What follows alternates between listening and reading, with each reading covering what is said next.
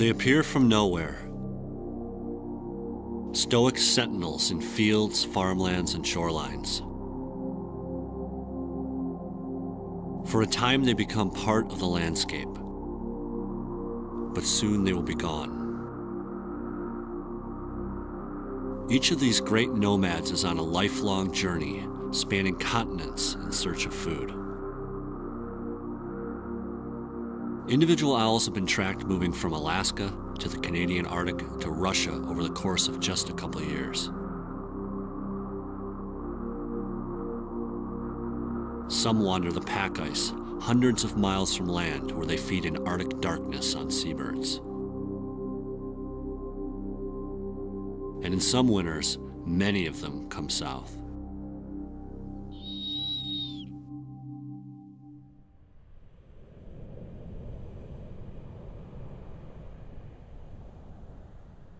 These owls are on the coast of Washington.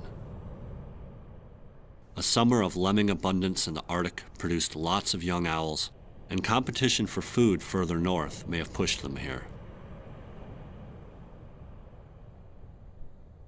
Wet plumage in the early morning on the feet and under the tail reveals they are not only preying on voles and rats, but also on shorebirds and waterfowl snatched from the water with their hooked talons. For most of the day, they roost motionless to conserve energy. But they often break their stillness to preen, revealing the depth of the insulative plumage that allows them to endure the bitter cold and wind of their usual Arctic environment.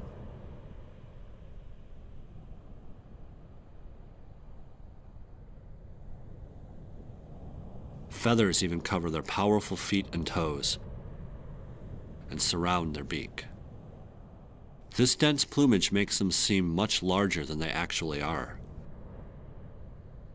Their heads are scarcely more than two incredibly sensitive eyes and ears, with a brain in between and a raptor's beak and gullet.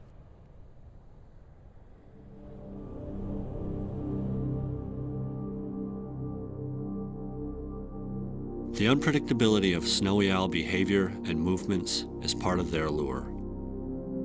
When one of these Arctic wanderers comes south to reside briefly in a farmer's field, we get to glimpse a moment in a long, food-driven journey that we as humans can hardly imagine.